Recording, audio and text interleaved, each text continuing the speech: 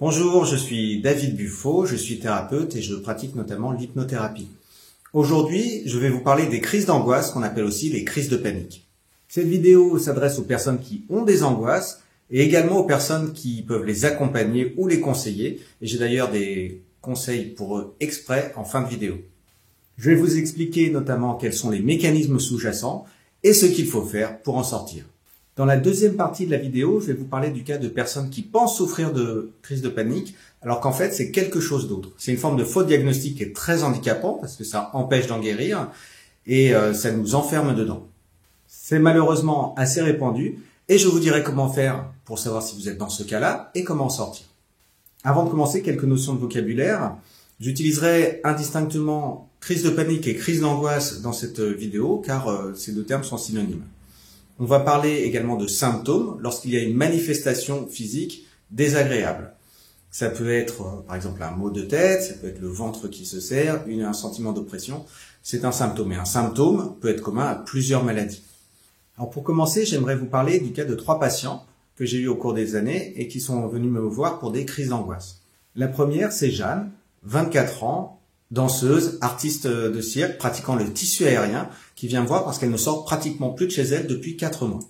Ce qui s'est passé, c'est qu'elle vivait une période de sa vie, peu après une rupture sentimentale, où tout d'un coup, alors qu'elle était tranquillement chez elle, en famille, en compagnie de sa mère et de sa sœur, elle s'est sentie très très mal.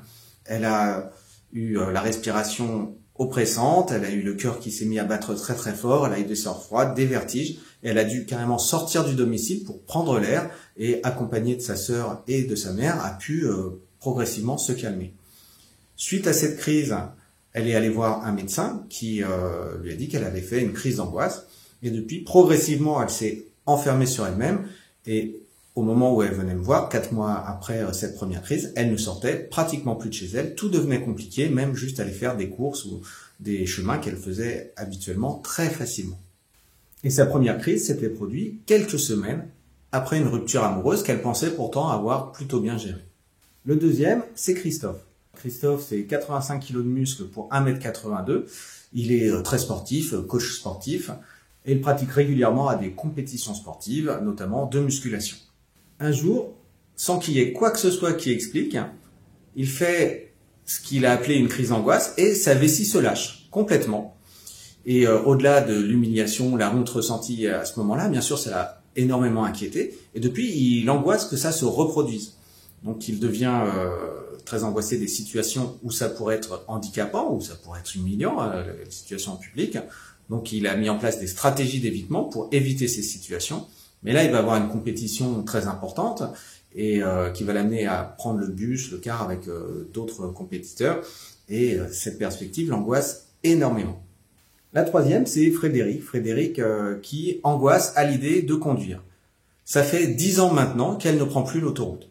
Il y a 10 ans, alors qu'elle faisait un trajet qu'elle faisait habituellement sur l'autoroute pour aller en vacances avec son père et sa sœur, elle s'est sentie vraiment très fébrile au volant avec des vertiges, une sensation de faiblesse. Elle s'est mise à ralentir énormément au point que son père lui demandait « mais qu'est-ce qui t'arrive ?» Et depuis ce jour-là, c'est devenu impossible pour elle de prendre l'autoroute. Donc ça fait 10 ans qu'elle ne prend plus l'autoroute et la simple perspective de prendre l'autoroute la met dans un stress assez important. Peut-être que vous vous reconnaissez ou que vous reconnaissez quelqu'un de votre entourage dans des schémas similaires. Alors, une crise de panique, une crise d'angoisse, qu'est-ce que c'est ? On parle de crise d'angoisse quand la personne n'arrive pas à gérer un stress, n'arrive pas à gérer une angoisse et que cette angoisse qui monte en résulte dans des symptômes vraiment très aigus, très intenses, symptômes physiques qui sont ressentis et qui peuvent être par exemple des sueurs, des frissons, des douleurs thoraciques, sensations d'étouffement ou de suffocation, des tremblements ou des spasmes musculaires, des vertiges, une envie de vomir, le mal de ventre, sensation de perte de contrôle et voire même l'impression de faire une crise cardiaque, de devenir fou ou même d'être en train de mourir. Autant dire que c'est assez traumatisant et provoque vraiment un stress aigu. Mais c'est pas parce qu'on ressent l'un ou plusieurs de ces symptômes qu'on va parler de crise d'angoisse ou crise de panique. Ce qu'il faut, c'est que l'origine de ces symptômes soit psychologique. Que ça soit vraiment une angoisse qui déclenche ces symptômes. Ces crises sont souvent liées à un contexte qui présente un certain nombre de caractéristiques, ce que je vois, ce que je suis en train de faire, ce que je suis en train d'entendre, ce que je sens également. Et on va distinguer les angoisses irrationnelles des angoisses rationnelles. Dans les angoisses irrationnelles, la personne sait pertinemment qu'elle ne court aucun danger, que l'objet de sa phobie, par exemple un clown, ne va lui causer aucun mal. Dans les angoisses rationnelles, la personne pense qu'elle court un risque. C'est-à-dire que par exemple, elle croit que des facteurs génétiques la prédisposent au cancer, et cette pensée l'angoisse. C'est donc quelque chose de réfléchi, une démarche intellectuelle qui l'amène à l'angoisse. On va parler de phobie lorsqu'on connaît le déclencheur déclenchant une crise de panique, lorsqu'on en est mis en présence ou même lorsqu'on y pense parfois. Par exemple, la peur des poupées, des clowns, des pigeons, des araignées. Alors attention, on ne va pas parler de phobie quand c'est juste quelque chose qu'on n'aime pas, mais c'est vraiment quand il y a des manifestations physiques très intenses et très désagréables pour la personne qui les vit. Et parfois, on ne va pas arriver à identifier le déclencheur qui va créer une crise d'angoisse. Sans doute parce qu'il y a des raisons inconscientes que la personne soit a refoulé, soit dont elle n'a jamais eu conscience, des liens qui sont créés dans le cerveau qui font qu'il est impossible, en tout cas très difficile, de faire un lien entre quelque chose et la survenue d'une crise. Et dans ce cas, on parlera d'angoisse généralisée, et là c'est beaucoup plus dur à gérer parce que bien sûr on ne peut pas mettre en place de stratégie d'évitement vu qu'on ne connaît pas l'événement déclencheur. Une crise d'angoisse peut se produire chez n'importe qui lors d'un événement particulièrement angoissant, traumatisant. Et ça, c'est bien naturel et en général, ça n'a pas de conséquences, ni physiques, ni psychologiques. Par exemple, quelqu'un qui apprend la mort d'un proche peut ressentir une angoisse intense et c'est bien naturel. Cette angoisse, elle va disparaître, soit avec le temps, soit dès qu'elle apprend qu'en fait, c'était une fausse nouvelle et que la personne est bel et bien vivante. Ce qu'on appelle souffrir de crise d'angoisse ou crise de panique, c'est lorsque ces événements se répètent de manière plus ou moins régulière. Si on devait représenter ça sur une courbe, ça donnerait quelque chose comme ça. Avec des pics, plus ou moins de la même intensité, plus ou moins réguliers également. On peut très bien ne pas faire de crise d'angoisse pendant 2 mois et puis en faire 2 dans une semaine. Mais en tout cas, c'est des événements qui sont répétés et qui sont suffisamment rapprochés pour qu'on puisse ne pas les oublier. Mais malheureusement, ça ne se limite pas à ça. En effet, c'est déjà suffisamment handicapant et gênant comme ça, mais ça peut créer un état anxieux plus général. Le fait d'avoir des crises d'angoisse, ça va commencer à créer des angoisses rationnelles. C'est-à-dire que la personne, se sachant victime de crise d'angoisse, cette simple pensée est angoissante. Lorsqu'on sait que on peut faire une crise d'angoisse à n'importe quel moment ou mis en présence de choses qu'on ne peut pas éviter, ça va créer un état d'angoisse.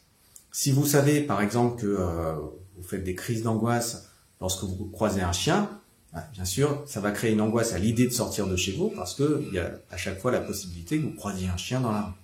Et dans ce cas, ce que font les personnes qui en souffrent, c'est de mettre en place des stratégies d'évitement pour éviter les contextes supposés déclencher les crises. Donc, si les personnes connaissent le contexte, elles vont l'éviter, ça c'est facile. Elles vont éviter de prendre l'avion, éviter de prendre la voiture, éviter les chiens, si elles le peuvent. Et si c'est un contexte qu'elles ignorent, parce qu'il est inconscient, elles vont mettre en place des stratégies d'évitement globales, c'est-à-dire qu'elles vont petit à petit se replier chez elles, et c'est ce qui s'était produit par exemple pour Jeanne, dont je vous ai parlé tout à l'heure. Ignorant ce qui avait déclenché la crise d'angoisse, vu qu'elle se trouvait parfaitement détendue en famille, elle en venait à éviter tout de peur que ça se produise. Donc, je vous ai parlé de Jeanne, mais il y a Christophe, qui du coup évitait de sortir au restaurant ou beaucoup de relations sociales, parce qu'il avait peur de se faire pipi dessus. Frédéric, qui multipliait ses trajets par 3 ou 4 en temps de trajet, juste pour ne pas prendre les autoroutes. Donc ça crée vraiment une contrainte sur la vie et ça peut devenir très handicapant parfois. En fait, ça met les personnes dans une forme de stress post-traumatique. C'est-à-dire que l'événement ou les événements ont été tellement forts émotionnellement, les personnes ayant parfois eu l'impression de mourir, que leur esprit fait tout pour que ça ne se reproduise plus jamais. Et la meilleure manière que ça ne se reproduise pas, c'est d'éviter les contextes dont on a parlé. Le problème, c'est que le cerveau de ces personnes reste en alerte. Va tout le temps essayer de scanner son environnement pour voir s'il n'y a pas un risque justement lié au contexte, à l'événement déclencheur. Et plus on observe, plus on est en alerte, plus on a tendance à repérer ce qui nous fait peur justement. Donc ça va créer une forme de cercle vicieux dans lequel l'angoisse va augmenter. Et plus la personne fait de crises d'angoisse, plus cette angoisse va augmenter. En schématisant le processus, voilà ce qui se produit. Dans le cas d'une crise d'angoisse, on parle bien de mécanismes psychologiques qui est à l'origine. C'est pas du tout la même chose si on fait une crise d'épilepsie ou une crise d'asthme par exemple. Ça peut avoir des symptômes physiques très importants, la personne peut avoir l'impression de mourir, mais on ne parlera pas de crise d'angoisse dans ce cas-là. Donc il y a vraiment une qualification à faire au niveau du diagnostic. Donc dans le cas d'une crise d'angoisse, on va supposer en tout cas que c'est un mécanisme psychologique qui va être soit conscient, on sait pourquoi, voilà, j'ai peur des chiens parce que je me suis fait mordre par un chien quand j'étais petit, ou inconscient, on en ignore l'origine, soit parce qu'on l'a refoulé, c'est-à-dire qu'on a oublié ce qui s'est passé, soit parce que on en ignore l'origine tout simplement, il n'y a pas eu d'événement marquant. Donc ces deux mécanismes psychologiques sont à l'origine de crises d'angoisse multiples, qui vont créer à chaque fois un trauma. Un trauma, c'est une trace émotionnelle qui perdure dans le temps. Un événement traumatisant, et bien sûr, un trauma, c'est pas systématique, mais ça peut créer des crises d'angoisse multiples. Donc les personnes vont être dans un stress post-traumatique qui peut avoir comme conséquence d'augmenter les crises d'angoisse. Et du fait de vivre ça, la personne va changer sa vision de la vie, sa vision d'elle-même, elle va changer de croyance par rapport à tout ça. Et elle va pouvoir se dire des choses comme « il y a quelque chose qui ne va pas chez moi, je deviens fou, ce contexte me déclenche des crises d'angoisse ». Et bien sûr, vu que sa vision du monde change, vu que ses croyances changent, elle va bien sûr adapter son comportement par rapport à ça. Et une des conséquences de ce changement de croyance, c'est que ça va créer une angoisse rationnelle. Si je crois que je suis susceptible de faire des crises d'angoisse à chaque fois que je vais au supermarché, la simple idée d'aller au supermarché va m'angoisser. D'où la mise en place de stratégies d'évitement. Et plus on évite, plus la dernière fois où ça s'est bien passé commence à être loin dans le temps. Frédéric, ça faisait 10 ans qu'elle n'avait pas pris sa voiture. C'est d'ailleurs pour ça, souvent qu'on vous dit quand vous tombez d'un cheval, il faut remonter tout de suite pour ne pas rester sur un mauvais souvenir qui pourrait devenir la nouvelle référence. Et bien sûr, l'oubli des références positives en soi-même, ça diminue la confiance qu'on a dans le fait de réaliser l'action, ça diminue la confiance qu'on a dans notre capacité à conduire sur autoroute, dans notre capacité à aller au supermarché, dans notre capacité à aller au restaurant et que ça se passe bien, à contrôler notre vessie par exemple. Et dans ces cas-là, ça devient très compliqué, ça renforce là aussi le cercle vicieux. Si on veut représenter le stress dans lequel la personne vit, voilà à quoi ça peut ressembler dans certains cas. Au début, la personne va bien, et un jour, elle fait une crise d'angoisse, inattendue, un événement très marquant. Alors, si elle n'a pas d'informations particulières à ce moment-là, elle va mal vivre la chose, et puis progressivement, le stress va redescendre. Là, on parle si vraiment il y a quelque chose à l'origine des crises d'angoisse. Elle va se dire, tiens, j'ai eu très peur en voyant ce chien, mais bon. Puis le temps passe, et là, elle va faire une deuxième crise d'angoisse. Cette crise d'angoisse, elle peut être un peu plus forte que la première, ou un peu plus faible.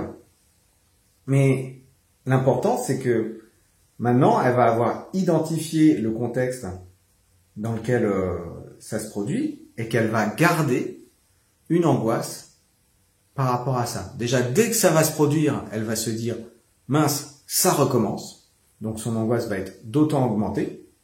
Et ensuite, ça va diminuer beaucoup plus doucement.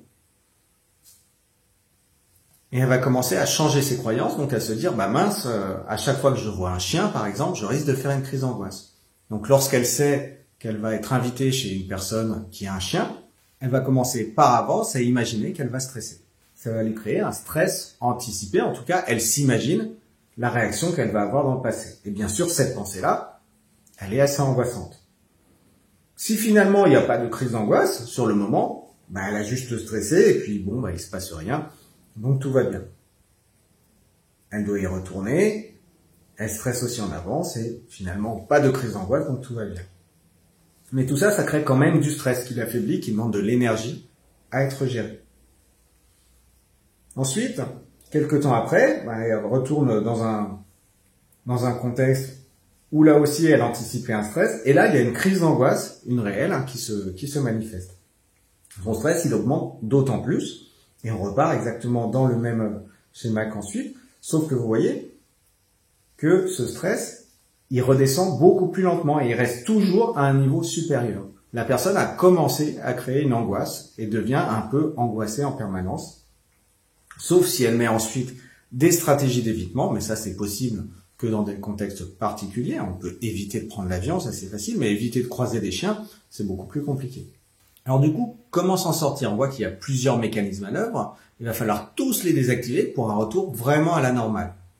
Pour l'oubli des références positives, il va falloir se créer de nouveaux souvenirs, de nouvelles expériences où ça se passe bien.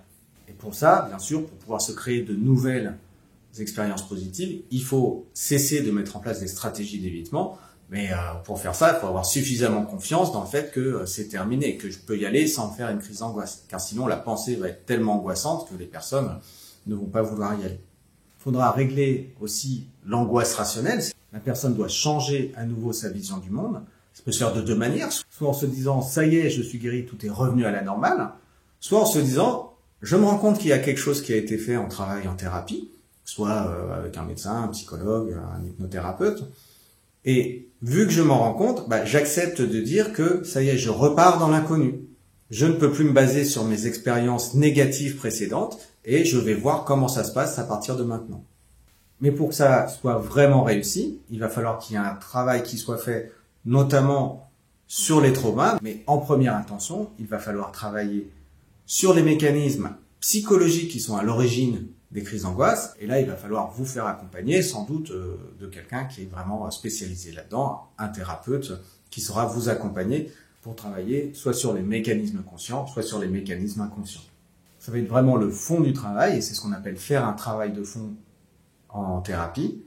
Et une fois que ça sera fait, ça ne sera pas nécessaire. Ça va juste, ce qui est déjà énorme, supprimer les crises d'angoisse multiples. Ensuite, il faudra travailler sur les traumas pour faire en sorte que la personne puisse penser aux crises d'angoisse qu'elle a eues dans le passé avec du recul, en se disant « ça ne m'appartient plus, ça appartient à la personne que j'ai été, mais j'en suis sorti ». Donc, opérer le changement de croyance qui va pouvoir faire ensuite baisser les angoisses rationnelles, voire les supprimer, pour que la personne, en confiance, puisse se dire « allez, je me confronte à nouveau au monde ou au contexte qui me faisait peur ». Alors, comment rétablir la confiance et changer de croyance? Il faut trouver un thérapeute en qui vous avez vraiment confiance, qui va pouvoir vous convaincre que ça y est, le travail a été bien fait et que maintenant vous pouvez y aller. Il y a beaucoup de personnes qui s'arrêtent à l'étape du travail avec le thérapeute et qui espèrent que ça soit complètement réglé, c'est-à-dire que le stress soit redevenu à zéro, qu'elle soit dans un état complètement normal, pour pouvoir se reconfronter aux événements traumatisants. Mais on voit que ça va pas être possible parce qu'il y a l'angoisse rationnelle et les stratégies d'évitement qui maintiennent, qui gardent un stress. Donc il va falloir passer par ces étapes-là aussi, en confiance, épaulé par son thérapeute ou par quelqu'un en qui vous avez confiance. C'est pas forcément un thérapeute, ça peut être un ami, ou ça peut être vous-même si vous avez plutôt tendance à vous écouter vous. Et du coup, pour pouvoir y aller et régler à 100% le problème. Donc il y a vraiment plusieurs étapes pour arriver à un retour vraiment à la normale. Mais c'est possible et ça se fait très bien. Si on ne connaît pas le déclencheur des crises d'angoisse, des crises de panique, donc si on n'est pas dans le cas d'une phobie, pour pouvoir se convaincre que c'est terminé, il va falloir se baser sur la fréquence qu'il y avait avant des crises d'angoisse. Si on savait qu'on faisait au minimum une crise d'angoisse par semaine ou par mois, eh bien si au bout de 3 semaines ou de 3 mois, il n'y a pas eu de crise d'angoisse, on peut raisonnablement se dire que quelque chose a changé et commencer à changer nos croyances, à réactualiser ça. Donc il faut trouver des indicateurs, en fait des tests qui vont pouvoir nous dire, pouvoir ancrer dans notre esprit que ça y est, ça a changé. Et le temps, de toute façon, fera très bien ça. Et dans tous les cas, l'idée, c'est de se dire, je vais aller voir s'il y a toujours des limites. Si les limites que j'avais se sont repoussées, si elles sont toujours là ou s'il n'y en a plus du tout. En tout cas, ça c'est le cas général quand on parle des crises d'angoisse, donc des vraies crises d'angoisse. Mais il y a aussi un autre phénomène dont je voudrais vous parler, avec lequel c'est souvent conçu. Avant de continuer, si vous êtes toujours là et si ça vous a plu, un petit pouce en l'air pour me le dire, ça me fait toujours plaisir. Et n'hésitez pas dans les commentaires à me dire si vous voulez que je traite un sujet en particulier. Et bien sûr, vous le savez, si vous voulez être tenu au courant des prochaines vidéos, abonnez-vous et activez la cloche de notification. On reprend. Vous vous souvenez de Jeanne, de Thomas et de Frédéric? Figurez-vous que c'était pas du tout de ça dont ils souffraient. Pas du tout de crise d'angoisse. Et pourtant, c'était bien pour ça qu'ils étaient venus me consulter. Alors, qu'est-ce qui s'était passé chez eux? Revenons un petit peu sur leur histoire. Souvenez-vous, Marianne était tranquillement dans le canapé avec sa mère et sa sœur quand ça s'est produit, quand elle s'est sentie vraiment mal et qu'elle a dû sortir. Thomas, lui aussi, était dans un moment absolument anodin de détente lorsque sa vessie s'est lâchée et qu'il a fait cette crise d'angoisse. Et pour Frédéric, elle partait en vacances, elle était avec son père sur un trajet qu'il avait déjà fait plein de fois, et tout allait bien. Et elle a fait un malaise à ce moment-là. Donc le point commun entre ces trois personnes, entre ces trois expériences, c'est qu'il n'y avait aucune situation angoissante à ce moment-là. C'est arrivé sans avertissement, dans un moment de détente. Un autre point commun que j'ai découvert en les interrogeant au fur et à mesure des séances, c'est que jamais un épisode de l'intensité de la première crise ne s'est reproduit par la suite. C'est-à-dire qu'elles avaient fait un événement qui a été vraiment très intense, avec vraiment l'impression de mourir, et plus jamais depuis, il n'y a eu un événement de la même intensité. Il y a eu une angoisse qui s'est installée progressivement, qui était plus ou moins constante et plus ou moins importante, mais vraiment bien moindre de l'épisode aigu de la première fois. Plus jamais ils ont eu l'impression de mourir, ou plus jamais, par exemple, Thomas s'est fait pipi dessus. Et pour Frédéric, vu que depuis ce moment-là, elle a évité de prendre la voiture, plus jamais elle a angoissé, bien sûr. Ensuite, ils ont cherché ce qu'ils avaient. Donc, il y en a qui sont allés consulter un médecin généraliste, il y en a qui sont allés voir un psychiatre, et il y en a qui est allé voir sur Doctissimo. Pourtant, vous savez qu'il faut pas le faire. Donc, les forums sur Internet sont de très mauvais conseillers. Et en tout cas, à chaque fois, ils en sont arrivés à la conclusion, soit parce qu'on leur avait fixé un diagnostic, soit parce que quelqu'un en qui ils avaient confiance leur avait dit qu'ils souffraient de crises d'angoisse. Et finalement, c'est bien ce diagnostic, cette conclusion, qui posait problème dans leur cas. Donc voyons ce qui s'est passé. Au départ, on a un événement qui se produit, dont on ne va pas indiquer l'origine, mais qui génère des manifestations physiques intenses et qui sont très inhabituelles. C'est la première fois que ces personnes ressentent quelque chose comme ça, la peur de mourir, que la vessie se lâche. Donc c'est quelque chose de très angoissant, ça génère de l'angoisse, et cette angoisse s'accompagne, bien entendu, de manifestations physiques. Une angoisse, ça se manifeste par la respiration qui est un peu oppressée, ça peut être des vertiges, une sensation de tremblement. Vous connaissez les symptômes de la peur, donc ils vont finir par s'ajouter finalement aux conséquences de l'événement.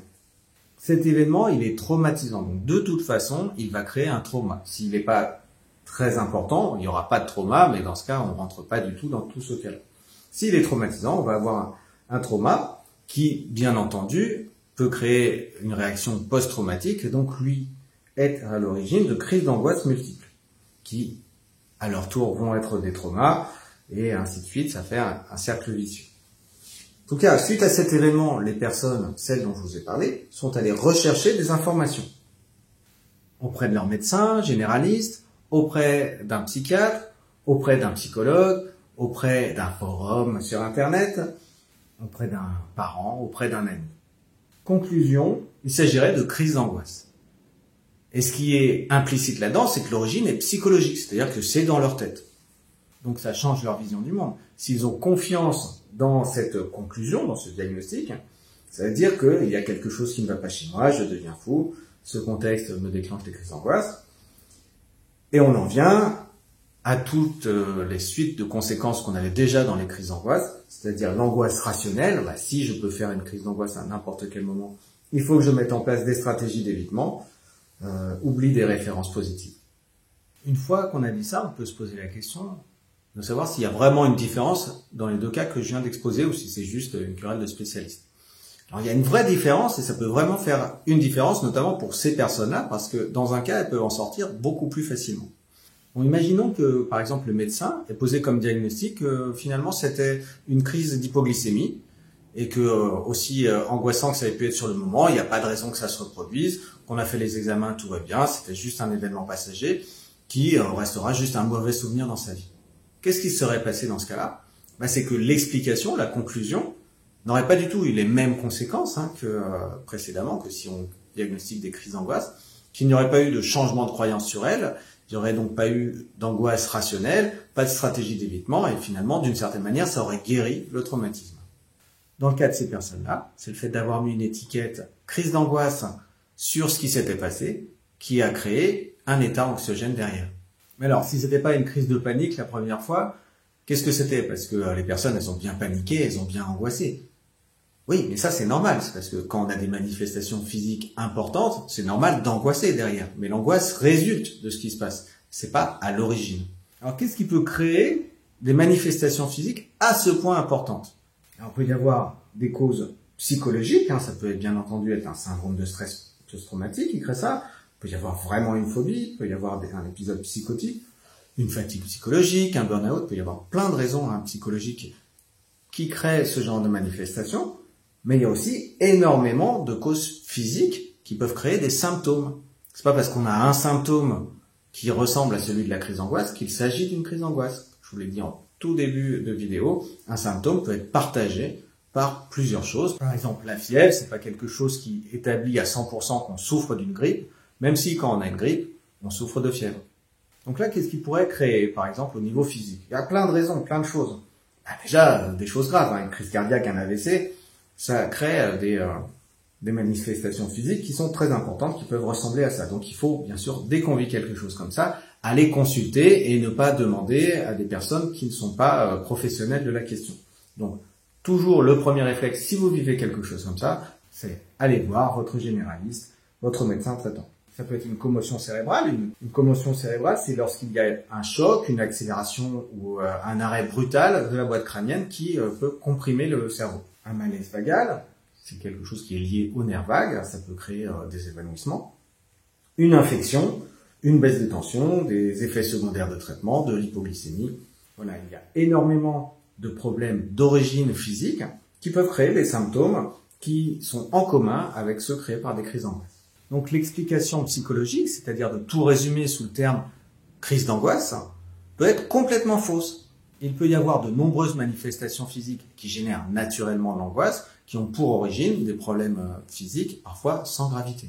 C'est le fait d'intellectualiser la chose, de l'expliquer avec le terme crise d'angoisse, avec une origine psychologique qui va créer des crises d'angoisse. C'est donc un cercle vicieux lié à nos croyances. Bon, alors pour Marianne, Thomas et Frédéric, qu'est-ce que ça nous donne? Marianne, c'était une danseuse, une artiste de cirque, et quand elle est venue me voir, quelques semaines auparavant, elle venait d'avoir une rupture amoureuse dont elle n'était pas à l'origine. Donc, en d'autres termes, elle venait de se faire larguer, mais elle avait l'impression d'avoir plutôt bien digéré les choses. Mais vu ce qui s'est passé après, elle s'est dit, bon, bah peut-être pas, donc c'est peut-être quelque chose à creuser. Donc on a creusé dans cette direction-là, en termes psychologiques, on a fait un travail là-dessus qui n'a rien donné en termes de résultats. Donc on a creusé un petit peu plus par des questionnements et on s'est rendu compte que ce jour-là, elle avait fait un entraînement de tissu aérien particulièrement exigeant. Donc le tissu aérien, vous savez, des fois les personnes peuvent se laisser tomber et puis avoir des arrêts assez brutaux. Et elle faisait aussi de la contorsion sur le tissu aérien. Du coup, on s'est dit, peut-être que l'origine à trouver, ça serait à ce qui s'est passé à ce niveau physique-là, parce que c'était quand même très étonnant. C'est arrivé du jour au lendemain, dans un moment de calme, de détente, et il n'y avait rien dans son contexte de vie à ce moment-là qui était particulièrement angoissant.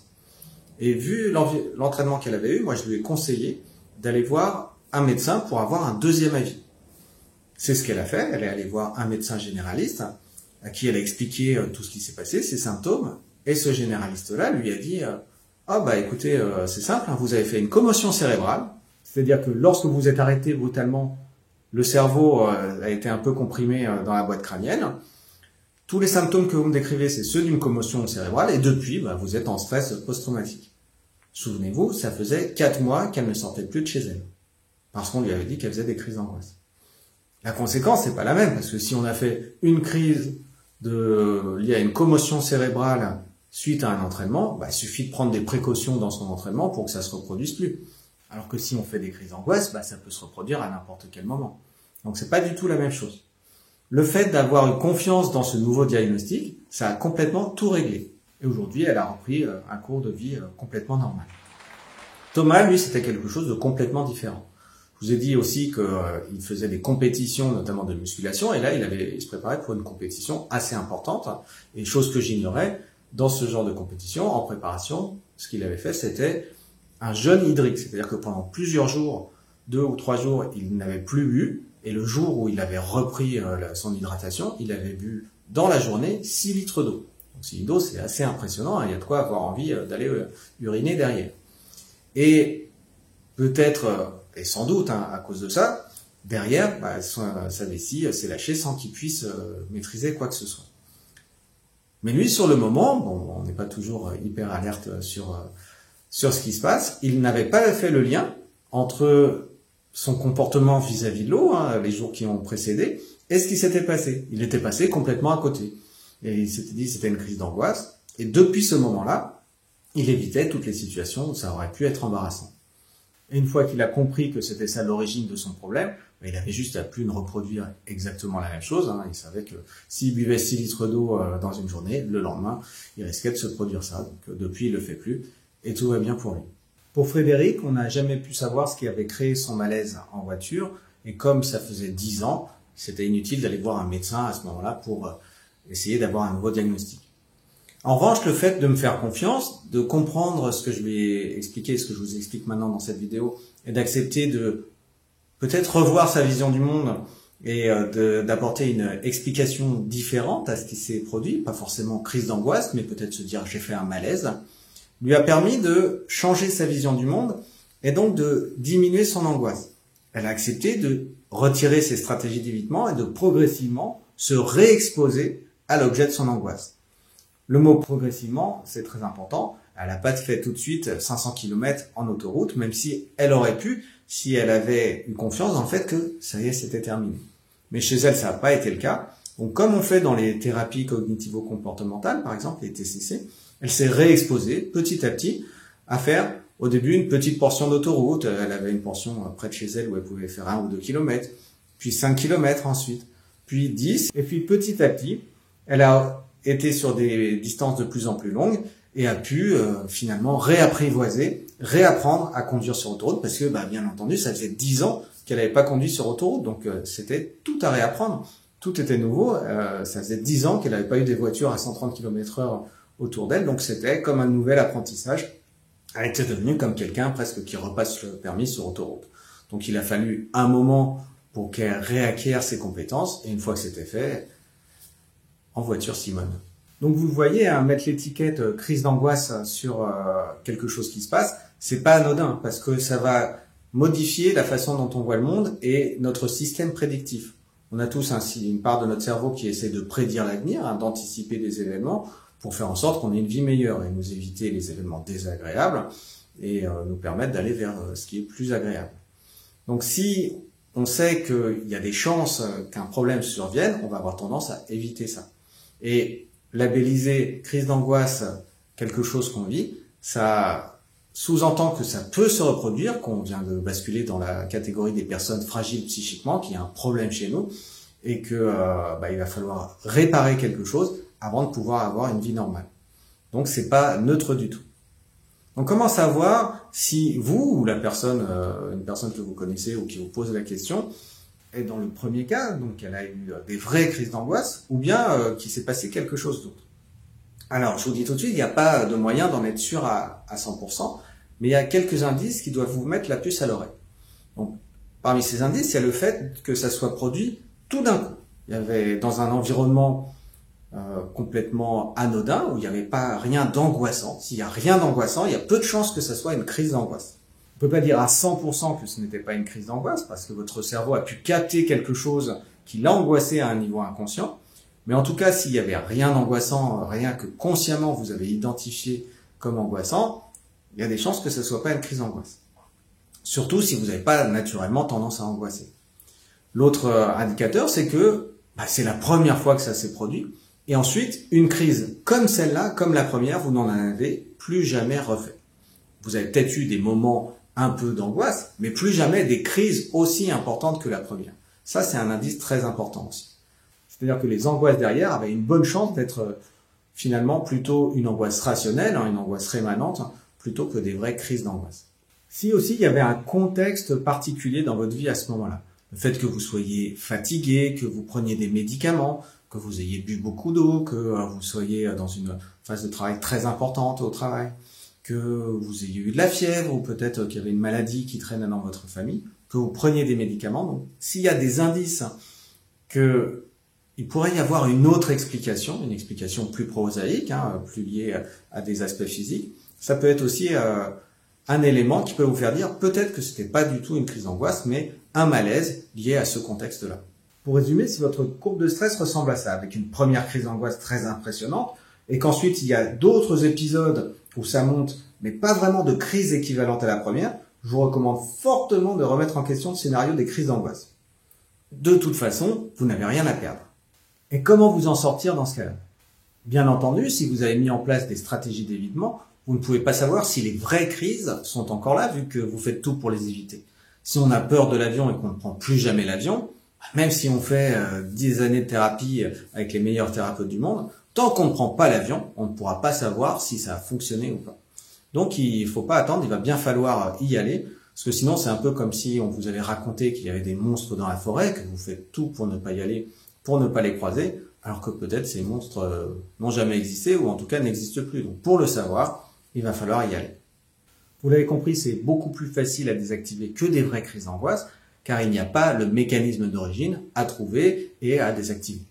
Voici la démarche que j'utilise, moi, avec la plupart de mes patients qui sont dans ce cas-là. C'est-à-dire que si on peut soupçonner que c'est pas une vraie crise d'angoisse, voilà ce que je fais. D'abord, l'idée, c'est de désactiver les croyances. Donc pour ça, je leur explique bien tous les mécanismes. Il faut qu'ils aient bien compris pour pouvoir désactiver l'angoisse rationnelle. L'angoisse rationnelle, elle peut pas être désactivée tant qu'ils n'ont pas confiance dans le fait que le trauma lié aux crises d'angoisse n'a pas été désactivé.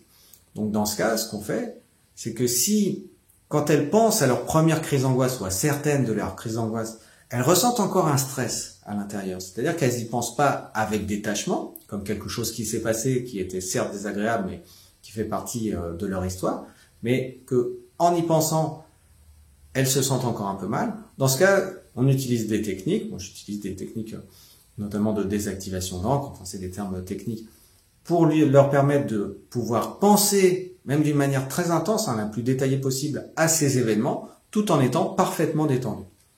Et lorsqu'on arrive à ce résultat-là, les personnes constatent que quelque chose a changé chez elles, et donc qu'elles ne sont plus dans la même situation qu'avant de venir me voir. À ce moment-là, elles peuvent transformer leurs croyances et arrêter leur stratégie d'évitement, parce qu'elles ne peuvent pas le faire avant, et elles peuvent à ce moment-là se dire « je vais me confronter » pour voir quelle est ma nouvelle carte du monde, où mes limites sont, est-ce qu'il y en a encore, ou est-ce qu'elles sont plus loin qu'avant, est-ce que je peux faire plus de choses qu'avant. Et progressivement, parfois ça prend bien sûr plusieurs séances, c'est un travail, un processus, c'est pas une baguette magique. Parfois ça l'est, mais c'est pas tout le temps le cas. Ça leur permet de reprendre en tout cas de la liberté et d'être beaucoup moins stressés et angoissés qu'avant. L'idée dans le fait de se réexposer, c'est pas de se faire violence. Il faut y aller dans le respect de soi-même, de ses limites, et quand même trouver un équilibre avec le fait d'être suffisamment ambitieux pour que ça prenne pas des années et des années pour un retour à la normale. On va pas faire d'abord 100 mètres, puis 200 mètres, puis 300 mètres. On va essayer d'aller relativement rapidement quand même, surtout pour que la personne se sente motivée et voit son progrès. Sinon, elle risque de se démoraliser, de baisser les bras. Alors mon conseil, si vous êtes soignant ou même si juste quelqu'un vous expose son problème et vous demande ce que vous en pensez, même si vous n'êtes pas du corps médical ou pas du tout thérapeute, c'est de faire très attention, de prendre beaucoup de pincettes lorsque on annonce un diagnostic, quand on en tire une conclusion. Donc le terme crise d'angoisse, c'est un terme prédictif. Ça vient comme une prophétie autoréalisatrice qui va dire à la personne, ma pauvre, là maintenant tu vas avoir des problèmes. Et il faut prendre beaucoup de précautions quand on annonce ça, pour être sûr que la personne a compris toutes les réserves qu'on a pu mettre. Parce que bien entendu, il y a beaucoup de médecins qui disent ça pourrait être ceci, ça pourrait être cela, ça pourrait être cela, on ne sait pas. Mais quand on vient voir son médecin ou un psychologue, on est en état de vulnérabilité et puis on a beaucoup de crainte, on se demande ce que ça peut être et on peut bloquer sur certains mots. C'est-à-dire qu'il y a des personnes qui vont se dire « Ah, crise d'angoisse, voilà, c'est ce que je pensais, bon, c'est foutu ». Ou, alors dans un domaine plus médical, il y a des gens qui vont bloquer sur le mot cancer et ça peut être vraiment dommageable. Donc il faut prendre 10 000 précautions et surtout être sûr que la personne a bien compris qu'on n'a pas fait une prédiction, qu'on n'est pas sûr à 100%, mais qu'il y a une chance que ça soit ça, ou peut-être autre chose, et qu'il va falloir tester ces différentes hypothèses pour savoir ce que la personne a eu vraiment, mais que en tout état de cause, elle peut partir peut-être du principe que c'était juste un malaise qui ne se reproduira certainement plus. Si c'était une vraie crise d'angoisse, de toute façon, on le saura bien assez vite parce que la personne va en refaire. Et dans ce cas, on pourra lui dire, bon, effectivement, là, il doit y avoir quelque chose derrière. Et si c'était faux, si c'était une fausse crise d'angoisse, donc juste un malaise, une fois que si vous êtes un médecin, vous investiguez toutes les raisons physiques. Et si on n'a pas, si vous trouvez pas, ou si ça peut être quelque chose de relativement banal, vous lui dites, voilà, on passe à autre chose, il vous est arrivé ça, c'est terminé, et il n'y aura pas de conséquences.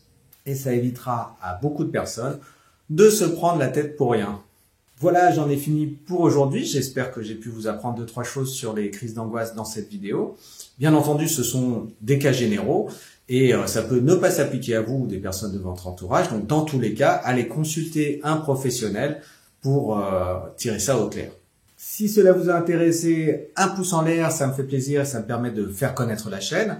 Ce qui me fait encore plus plaisir, c'est si vous vous abonnez et que vous activez les notifications pour être tenu au courant de toutes mes vidéos. Et si vous vous retrouvez dans ce que j'ai dit ou si au contraire vous pensez que ça s'applique pas du tout à votre cas, vous pouvez me le dire dans les commentaires et puis on pourra en discuter. En tout cas, je vous dis à très bientôt dans une prochaine vidéo.